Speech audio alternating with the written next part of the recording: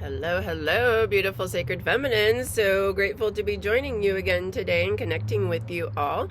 I was getting ready to send an email out to all of the lovely women that were in the new moon circle last night because I had some follow-up thoughts, things that so much came up in that circle last night. It was a beautiful energy, and a lot was coming to the surface, many themes that we were working with. So I know I just had more thoughts this morning to share. I was going to send an email to them, and I recognized, like, I think this would be a great thing to share with everybody. So I thought I'm going to create a video, and then I can send a link to the video so they'll be able to hear all my thoughts, and I can share with everybody, because a lot of what we were working with last night with the new moon in Cancer, we were looking at the mother wound that we all carry to some degree or another, some more so than others.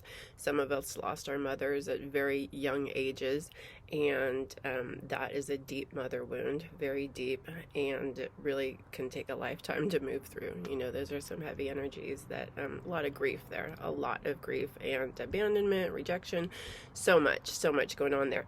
So that is one way that can show up. But then there's just other, interesting dynamics that we have with our mothers, for sure. So we looked at that quite a bit. And what we were really trying to tap into or work with or recognize was the need to go beyond that and tap into the universal mother energies that are available to us all the time. You know, if we didn't have that ideal mother experience, which I don't know that anybody really does or did, and if you did, awesome for you. I'm so excited for you. That's amazing. But it's rare. I think it's just kind of part of our human experience, and really the mother is our greatest teacher. She's here. Our connection with her is to teach us what our soul is here to learn. So for me, being put up for adoption and losing my mother at birth, that set me on a whole life journey. Those are my lessons I came in to work with. The grief of that is what I came in to work with. And then tapping into the universal mother, since I don't have that mother and my adopted mother, that just didn't go well. So how do I move beyond that, and how do I still get the nourishment and love and connection and, being cherished and held for who I am outside of that paradigm, outside of the human form of the mother. So we were really looking at those energies. What is the universal mother? And I just want to take it a little bit step further today and really go into what are the qualities of mother that we long for and that we seek and that we want to call into ourselves and experience for ourselves. Because when we're tapping into that universal mother, it's like, well, what does that mean? That can be the mothering energy, or what we innately desire and need from that mother energy can look different for each one of us. It's like, it made me think of that book, the 5 love languages. If you haven't read that, I highly recommend it, because we each take in nourishment and energy and connection in a very different way. So to just say, let's tap into the universal mother energies, it's like, well, let's go into that a little bit deeper. And what does that look like for each one of us? What do we need to feel held and loved and cherished and supported, just for our individual unique little stylings, the energy we came in here with, without trying to be anybody else. How does that mother energy just really hold us and nurture us for exactly who we are and help us to develop and build our skills that we came in with? And I don't mean skills like, like a trade skills. I mean, just like we each come in. Somebody was talking last night, one of the women was about her strengths and weaknesses,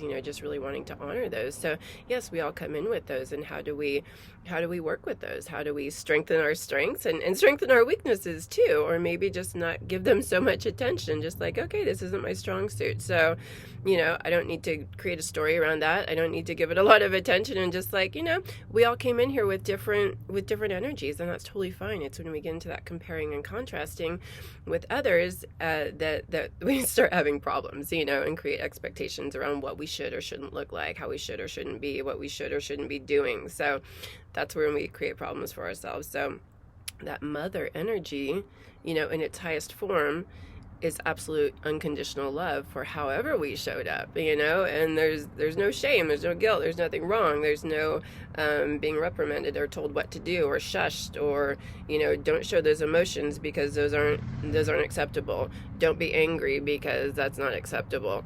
Don't be crying.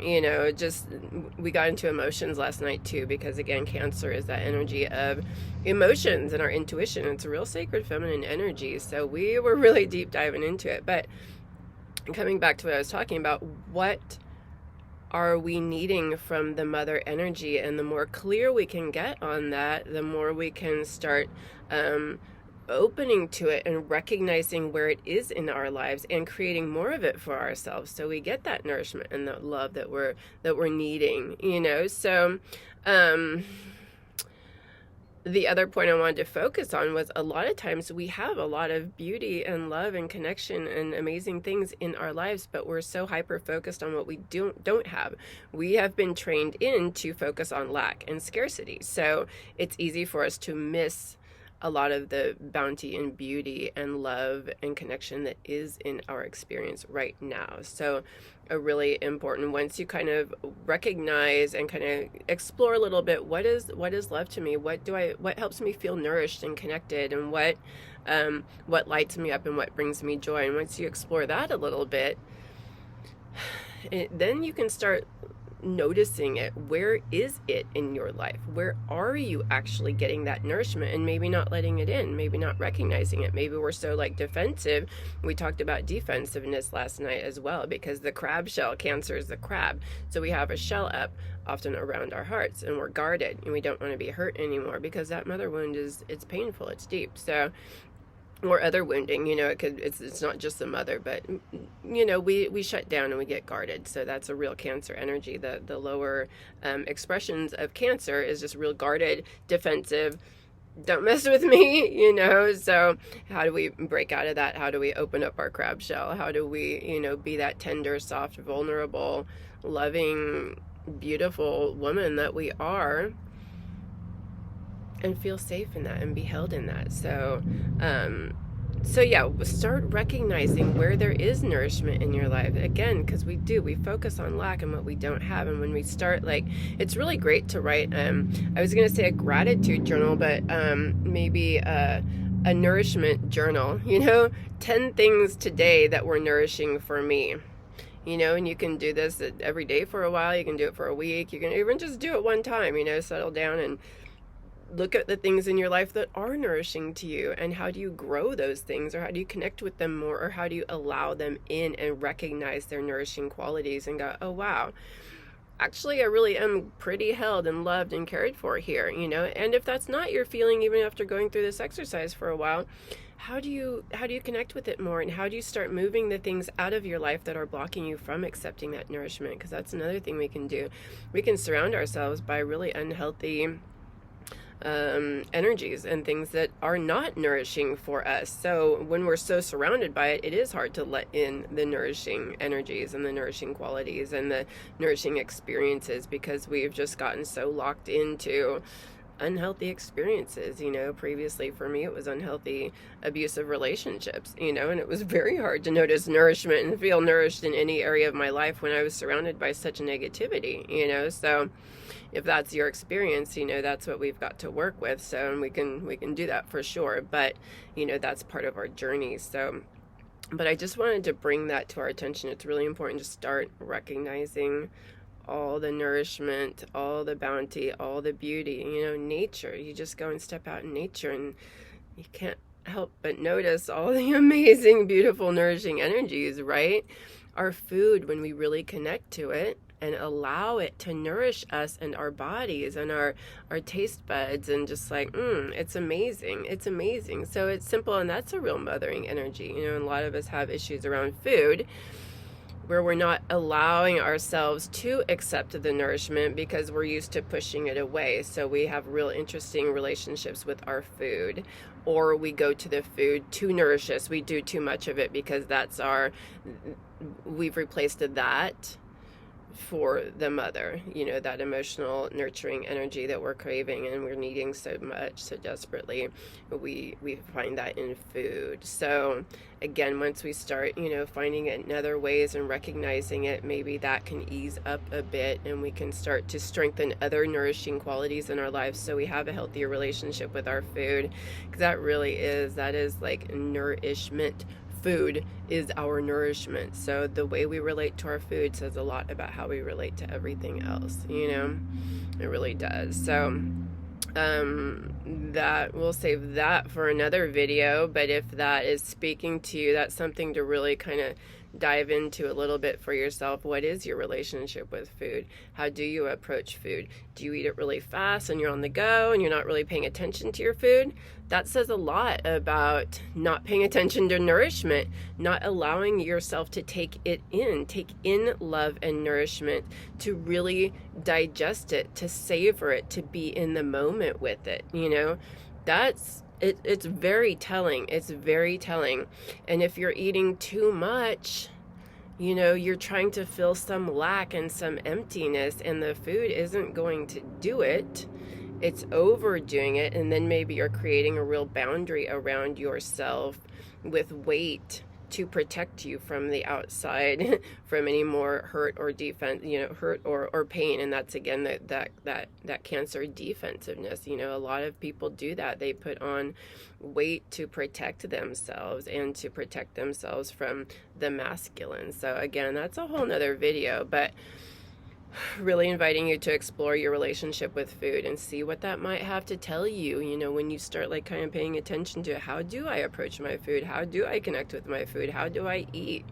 So I didn't know we were going to get into that today, but I do want to get into that in a different video, because there's a lot there. I've had to work with that one a lot myself. So, yeah, because of the mothering thing, just like that. Yeah, the nourishment is just so key. What else? There was some other, sometimes I wish I would take notes before I do these videos. I just kind of like get on here with a couple of ideas in mind. What were some of the other themes last night? Give me 1 second while I contemplate this.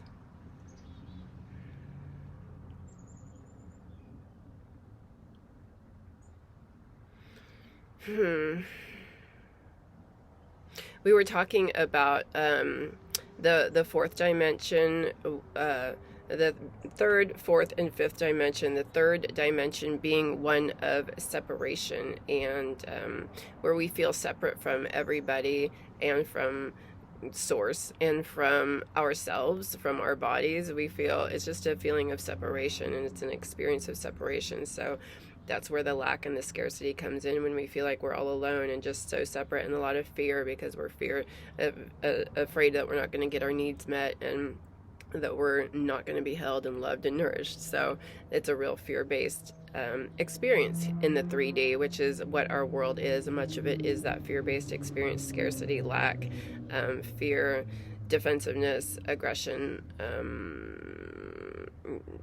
emotional upset, anger, resentment, bitterness, because we feel so separate, and we're upset about that, and it's very painful. It's a very painful experience, that one of separation.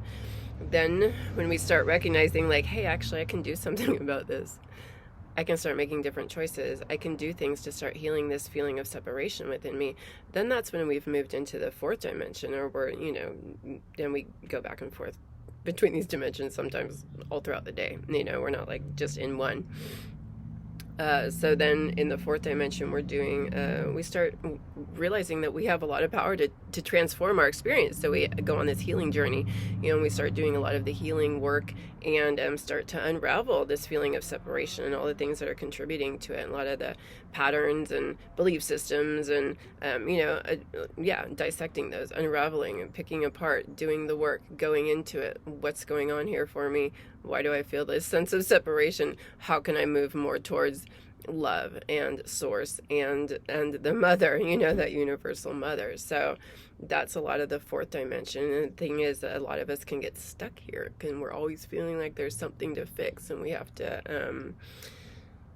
there's always lack, if there's always something to heal, that means we're always missing something. So it's a very integral part of our journey to go through this fourth dimension. But on the other side of the fourth dimension is the fifth dimension, and that's that unity consciousness, that bliss, that oneness, that love. We're creators of our reality in that place. We're creators of our reality anyway, but we're creating from a much higher place. I think it just is more effortless, and we're just drawing in the things to us naturally, the abundance and the joy and the peace and the serenity. It just is a natural experience as we move into this fifth dimension, because there is no lack, there is no separation, and we realize that we don't have to do anything, we don't have to fix anything, we're totally whole and complete.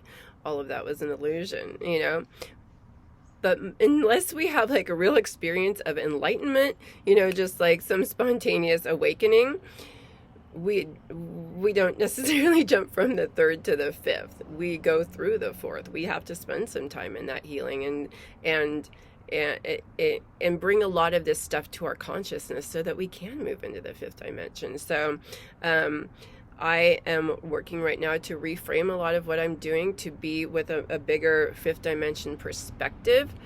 But I recognize that doesn't mean, again, we don't get to skip through the fourth, and a lot of us need to be in there for a while, and that's part of the journey, and that's what we're here to do. So I just want to be, it came up, I was explaining this last night, and one of the amazing women in the circle last night said, I'm still in that healing phase. And I was just like, yes, yes, yes. And that's beautiful.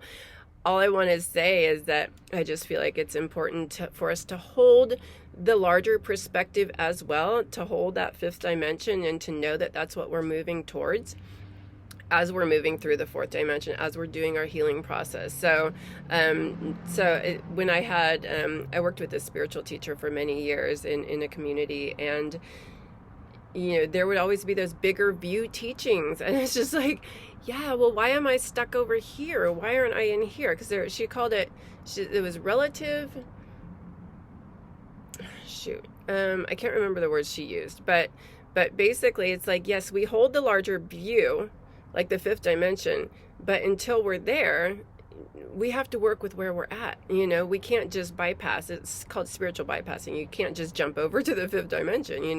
You work where you're at, and you work with the energies until whatever arises. So it's not to shun or shame our fourth dimension work. This is a vital part of our process, and but just to recognize that we can get stuck in that, and we can feel like there's always the next thing to work on, and there's always the next piece we have to heal. So if we get trapped in that, then we're never going to move to the fifth dimension, because we're always feeling something is wrong with us. So that's the way I want us to hold that. It's like, yes, let's do our work, but don't get stuck in it. Don't get stuck thinking that I hear people when they say things, and I always try to help them reframe, like, I guess this is just life. I'm going to be in this, I'm going to be working on this for the rest of my life. I'm going to be working on this issue for the rest of my life. It's like, no, actually, no.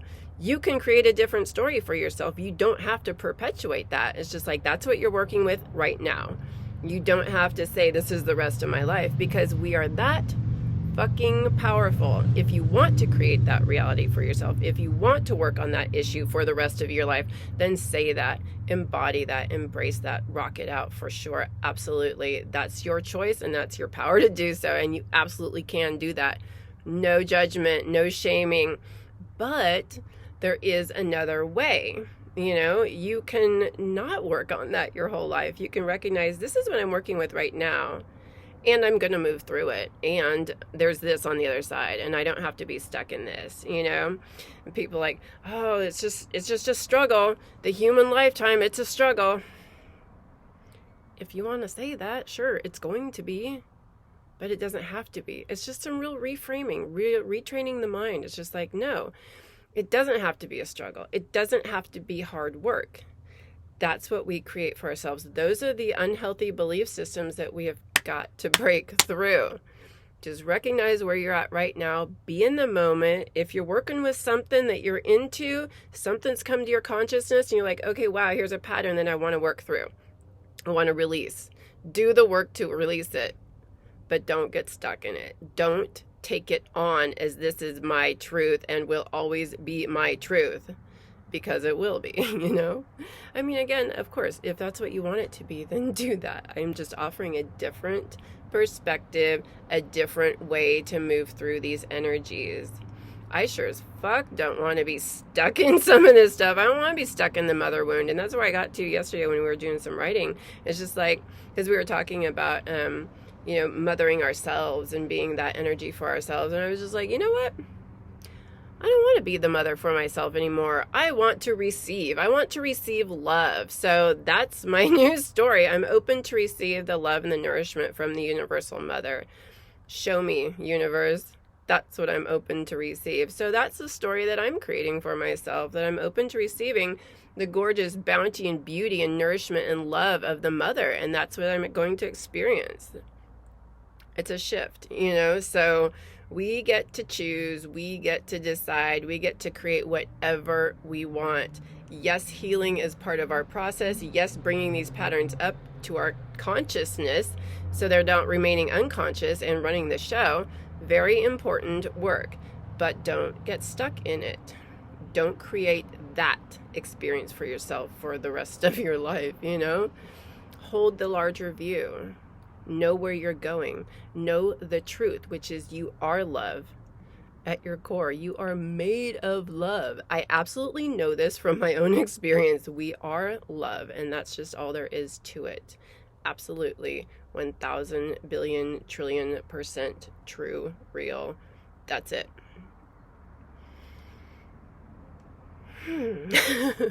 Just take that in. I kind of lost my train of thought because I was really in that. You're not broken.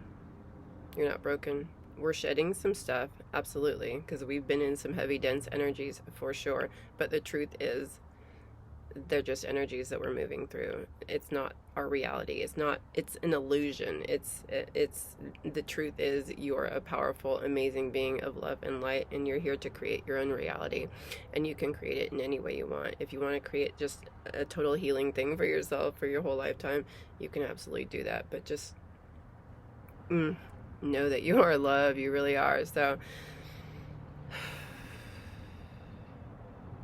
and again, I'm not poo-pooing the healing process. It's so freaking important. It really, really, really is. Because we can't jump from here to there. We just can't. So honor where we are in our path. Honor whatever energies are up for you and whatever you're working with and what feels important. Do the things you need to do for yourself to move through. Absolutely, absolutely, absolutely. And hold the higher view that you are absolutely love. And once you remember that fully, you'll know that there was actually nothing ever to work on. This is what happens when a lot of people get to that more awakened, enlightened state. They've been doing all these practices and meditation, blah, blah, blah. And this is what my teacher would always say too. It's like, you have to do these things until you realize you never had to do these things. But those things get you to that place. So, and then you realize you get to that place where you're like, wow, all is perfection. I didn't actually need to do any of that, but you have to go through that to get to that. So unless you just spontaneously awaken and enlighten, like I said earlier, but that's not most of our experiences, although it absolutely could be. It can change that story too, right? I work with that one. Trust me, I do. I'm ready to just be fully awakened and fully realized right now in this very moment. I don't want to hold on to all this shit. I don't want to keep going through it. I'm ready to ascend. I'm ready to just be in this different state. So I'm really putting that on, and I'm really rocking out that story because I am kind of just like, I've done so much healing, I've done so much. And then the thought of like, oh, I have to do this much more to be in a relationship. I have to do this much more to finally enjoy my sexuality. I have to do this much more to really have the nourishing connections that I want. Fuck that. I'm ready, and I'm just going to start rocking it out, and I'm going to put on that story. That's my new belief. My sexuality is beautiful and healthy for me exactly how it is. It's absolute perfection, because how could it be anything else? We're all God. This is God. It is perfect. It is perfect. I am perfect.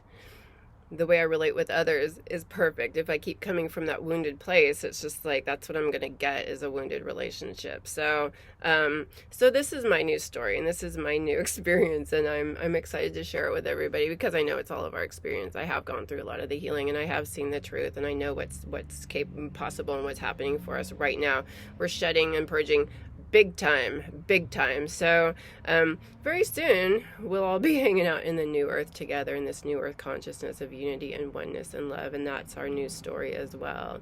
That's absolutely true. So yes, with the last decade has been a real decade of healing and transformation for so many of us, and this new decade is going to be one of just love and expansion and bliss and joy, and just realizing that there is nothing wrong with us. We are just absolutely beautiful and perfect and whole and complete as we are. So I will keep supporting us through this journey, and I'm so excited to be here with you all. Thank you to the women who were at the New Moon Circle last night. I'm just like, my heart is so full, and I love connecting with you all. I love working through this. I love exploring all of this with you. I love raising things to our consciousness so we can let them go. To me, that's the healing process, bringing it up to our conscious and going, oh, okay, wow, I don't need to hold on to that anymore, and I can let that go. So yeah, okay, so I'm trying to keep videos a little bit shorter. I love to talk. I think that's about it. Would love to see you in a circle. We have many circles throughout the month. I believe there's 5 right now. There's the Love Bomb Circle, spreading love and light to friends and families and communities that need additional support right now.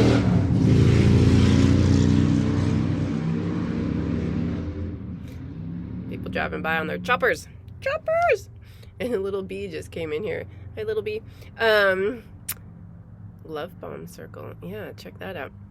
Yeah, for people that are working through, if you have loved ones, or we just send love to the whole planet, it's just, but there's friends and family that might be working through health issues or divorce or other challenges, anything, we can just bring them into the circle, send them so much love and golden light energy. So that women's sexual empowerment circle, we're gonna dig into some of these unhealthy belief systems that we've been rocking out around our sexuality, bring them to their conscious so we can clear them out, and just get into our power, into our beautiful sexuality, however it's shown up for us, and really coming into that place of acceptance and love, self-love. It's all about self-love. Everything I do is about helping us to come into more love for ourselves, because without that, it's not good. It's struggle. It is challenge without the self-love piece. So and then we have a grief honoring circle, because it's really important, I feel like, to again bring the unconscious grief and the repressed anger of the wounded feminine up to the surface again, so we can clear that crap out, and step into our empowered, healthy, sacred feminine expressions, change the story, change the experience, change our patterns, fully rocking it out. What else? And then we have the new moon and the full moon. So there's 5 circles, all by donation, to really support you in your process. So come connect with us. We're having a lovely time. It's just really empowering, and just woo. I also have one-on-one awakening sacred feminine sessions, energy healing, sound healing, a lot of modalities, really, again, clearing out these patterns, clearing out the old belief systems at an energetic level. We are energy. We are made of vibration and sound, so clearing those out using sound and energy healing to break apart those energies is super freaking powerful. We bypass the mind, because we can talk all day about this stuff, but it was so important to get into the energetics of it, into the body, clear it, because it's stuck in our body, it's stuck in our auras, our energy field. So the sound goes in and breaks it up and dissolves it, moves it out, and really opens us up to the flow.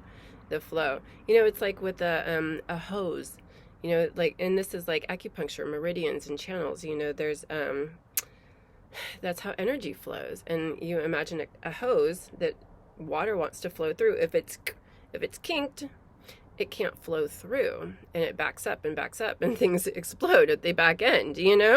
It's not good. The pressure builds up so much. That's what happens with our energy bodies. When the energy isn't flowing through the channels, it gets backed up and stuck, and that can explode in disease, in emotional issues, in your relationship challenges, in stress, heaviness in the body. There's so many ways it just you know, we like shut down and close down, our hearts close down, everything like, you know, if it's not allowed to flow. So the energy healing, the sound healing moves in and just like breaks up this density and allows the flow. And then it's a fucking totally different experience of the world when we're flowing, when our energy is flowing and not all stuck and, you know. Seriously, that's just the best analogy right there. Your body will be very different. Your mind, the thought patterns, when we clear those, open the flow, because they get stuck too, you know. Clear that out, open it up, allow for a new experience, allow for new perspectives, and allow for a new way of being. Powerful, powerful, powerful. And then my programs, the Sacred Feminine Phoenix Rising program, really, really, really working on the all the ancestral inherited patterns that we've come in with, this intergenerational trauma piece. But really, like, how do we it's energy healing sessions every week to get into, again, the energetics of this experience. We've come in with so many intense, powerful, heavy energies that are not ours, and we've just become them. You know, we've embodied them so fully because we're made of them. So we clear those out, and bring so much of the wounded feminine, the unconscious grief. Grief is a big piece of this program, because we're just really going to bring it up and get it out. You know, we got to clear that out and clear out the repressed anger. You know, bring that again. If it's unconscious, if we don't see it, we're at its mercy, and it's under there like running the show and really creating havoc in our relationships. A lot of this is about coming into greater harmony and self-love and relationship with ourselves, so that we have healthy relationships with others, because that's what it's all about. It's relating to others, right? That's what we're here to do. We're in relationship with everything. And when we're in this wounded state, our relationships with everything is tainted and challenged and fearful and defensive. And, you know, that's why, yeah, like our relationship with food, like I was talking about earlier, when we're in the wounded feminine, even that is all messed up. We're not accepting nourishment. So we get into all that, and then we clear it, we move through, and then we step into like, okay, what's the empowered sacred feminine energies we want to start rocking out? What are the new patterns? What are the new expressions that we're going to align with? And we start like really calling those in, and just like, and opening to them, because they are us. Actually, once we clear all this, it's amazing what's underneath, what's below the surface. We are love. Again, like I said, we're these beautiful, powerful beings of love. Amazing. We're just kind of stifled under some stuff right now, but we're going to clear it out. So that's what this program is all about. And then just at the end, there's this powerful death ritual. Death to the wounded feminine. You are emerging, rebirth, phoenix rising into your powerful, sacred feminine, gorgeous, amazing self. And whatever that looks like. Fierceness, loving, receptive, flowing, creative, life force, passion, creativity. Just like, whoa. What are you? Who are you beneath all that wounding, beneath that wounded energy? So, powerful stuff. It's ancestor healing. We're working with ritual. We're doing sound healing again. We're doing drum journeys. We're meeting your power animal. It's amazing. It's amazing. It's a really powerful program. So, and ultimately with the goal of healthy relationships with the world, with people, with our beloved, internally and externally. So, there's that. Yeah, like, comment, subscribe, all those wonderful things. Let's see what else. And get onto my email list. It's on my website to be notified of all upcoming things and new videos and the weekly tarot readings and all the circles and all the stuff and other community events. There's a lot of amazing things happening with Healing Sacred Feminine. So I'm excited to be here. Thank you again to all of my new moon lovelies last night. You just really nourished my heart. I'm so full and so thrilled that with what we're doing and how we're moving through, and the power, the sacred feminine power. It's just like, ooh, yeah, awesome. We are rocking it out. We totally got this. You go, girls. And I'll talk to you soon. I always have a hard time finding the mouse. There it is. Bye.